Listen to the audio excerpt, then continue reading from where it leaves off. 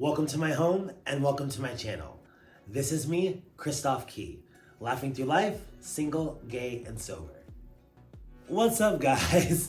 I feel like it's been so long since I've had a topic video. I've honestly been struggling about what to talk about and how to express the things that I've been going through recently. The topic of this video is going to be on dealing with life's curveballs. The quote for this topic is, "You don't need to see the whole staircase to take the next step." So much has gone on in my life since I've last spoke with you guys. I'm still here in San Diego. I absolutely still love it, but I'm definitely dealing with a lot of curveballs right now. I recently got to experience one of the most amazing things of my life. I got to see Mariah Carey front row at Los Angeles Gay Pride, and that was life-changing for me. As many of you know, it is my life goal to be a backup singer for Mariah Carey, and that was one page in our love story. Mariah Carey looked me dead in my eyes 3 times, and she knows I'm alive. So the next step is getting behind her and supporting her. It was definitely an experience that rejuvenated my spirit and my fire. You know, the good stuff is really easy to talk about. So let's slide on over to those curveballs. In the program that I belong to, they say that there are 2 specific things that you should be careful with in sobriety. One is finance and the other is romance. And I've had both of those things be a bit of a whirlwind for me recently. About 8 months ago, I reconnected with my then ex-boyfriend, who was the one that opened up the door to sobriety for me. This was our second go-round, so I thought that I had fixed the things that were wrong before. I got sober, I got a sexy body, I moved to California. I thought I had done all the fixing that needed to happen. I thought we were having a great 8 months, but towards the end there, I was faced with a bit of a reality of the situation. Now, I love hard, and I think that's a good thing, but sometimes it makes you blind to the obvious. The fact of the matter is that we're 2 very different people, 2 very different ages, living 2 very different lives. I was okay with that, but he was not. But the way that he worded it made a lot of sense to me. He said either we're both gonna live separate lives or one of us is gonna be miserable. And I don't want either of those things. So I had to detach from the expectations that I had put upon myself and realizing that, you know, I didn't do anything wrong. I am enough, but this situation isn't exactly what I wanted it to be. And that's okay. I have so much love for my ex-boyfriend that it's sometimes hard to navigate where that love goes. I'm not losing him, and that's one of the things I was afraid of. He's not going anywhere. Our relationship is just changing and shifting into something that's hopefully gonna make us both a lot happier.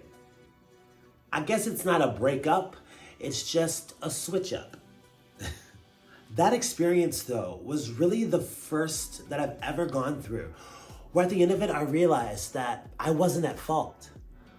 Being an alcoholic and an addict, I always assumed that things are my fault. I was always the one fucking up. I was always the one dropping the ball. But now that I live my life in a different way, I have to realize that sometimes if things aren't working out, then there's no need to keep pushing it and just accept it for what it is. I am a resilient Capricorn, okay? I will keep going and going and going until I get it and it's done. But sometimes that's not the best approach. Guys, there is so much self-discovery in sobriety. It never ends. God willing, next month I will have 3 years of sobriety. And when I tell you I'm still learning new ways to function, I'm still learning new ways to function. For 16 years of my life, I survived solely on vodka and cocaine. So now that I've been sober almost 3 years, I can't be surprised that I'm still learning new things about myself. New ways to cope, new ways to examine the situation truthfully, and new ways to express myself and be honest about my feelings. Just because things didn't work out the way that I expected them to or wanted them to, doesn't mean it's not working out for my greater good. In life, once you make it past one curveball, you gotta watch out for the next, which happens to be my job. As many of you may know, I am a licensed cosmetologist here in the state of California, and I specialize in bridal hair and weddings. Since before I even moved to California, I partnered with a salon in the hopes of starting a bridal business. I had a 5-year plan, goals, locations, and everything lined up, I thought. Unfortunately, the business model that the owner has and the actual reality of the industry are two totally different things. I had dedicated myself fully to this salon, to this business, and to making sure that it grew. Well, almost a year later, things aren't panning out the way that we expected, and it may be time for me to continue on my journey elsewhere. For me, that's some scary ass shit. I've never even imagined working at another salon here in San Diego, so the unknown makes me really nervous. I'm a hard worker, I'm dedicated, I'm talented, and I bring a positive energy. But when it comes to doing hair, it takes 3 to 5 years to build your consistent clientele. Well, I've been here 10 months, so I think I'm doing pretty good for myself. But I haven't really reached the point of financial security that is expected of me at that salon. It's like another breakup. I love the space, I love the neighborhood, I put all of my energy and love into this space, and it's still just not working out. But one thing that I'm surprised by is the thought that pops into my head that, Christoph, this isn't your fault. I did nothing wrong. It's just not working out. I don't have to feel ashamed, embarrassed, or inadequate because something isn't working out. I do believe in a higher power. And before I start my day, I get on my knees and pray every single day. And what I pray for is my defects of character to be removed. And I also pray for financial security and financial abundance. But what I'm realizing is those things, maybe I can't find at the location I'm currently at. And maybe I'm being blessed by being freed up to the unknown. I'm very lucky that I've got 3 contracts for weddings coming up. So financially, I should be good for a couple of months. But the insecurity of having a salon to work at 4 or 5 days a week is still there. But I have to start that journey now. Walking into new, unknown spaces can be scary. But me, being a people person, and with this positive energy that I always try to bring, I know that I will land in the perfect place for me. Now is the time for action. Like we say every single day in my online meeting, action is the key word. Well, this says action is the key. I couldn't fit word in, but you get what I mean. If I get out of my crazy way of thinking, get into action, clean my side of the street, and help others, I know that my perfect path will be laid before me.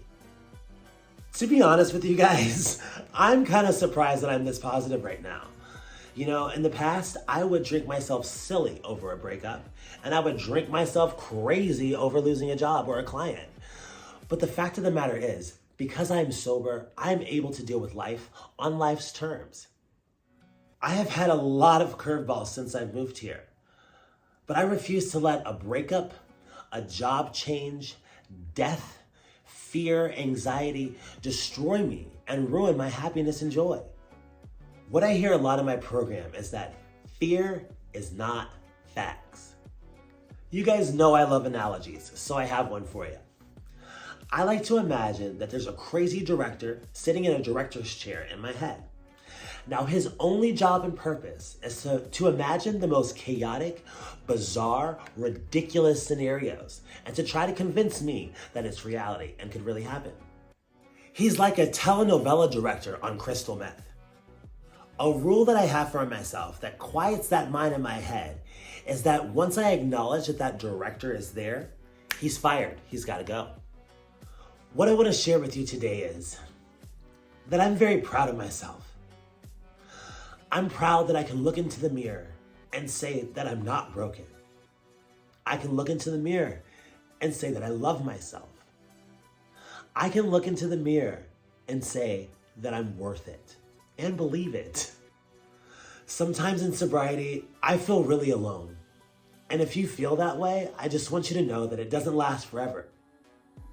I hold tight to my program, I hold tight to my higher power, and I hold tight to my enthusiasm for the future.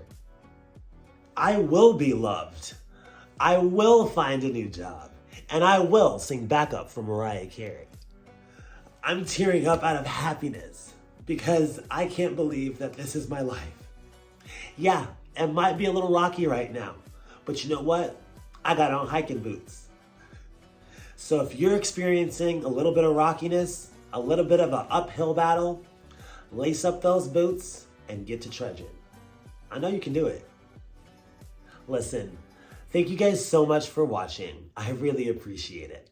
I apologize for the gaps in between these topics, but you know what? I've made a promise to myself to get back to what I do, and it's sharing my life with you. Hang in there. You're not alone. Thanks for watching. This is me, Christoph Key. Do you like me? Then make sure to like and subscribe for more videos.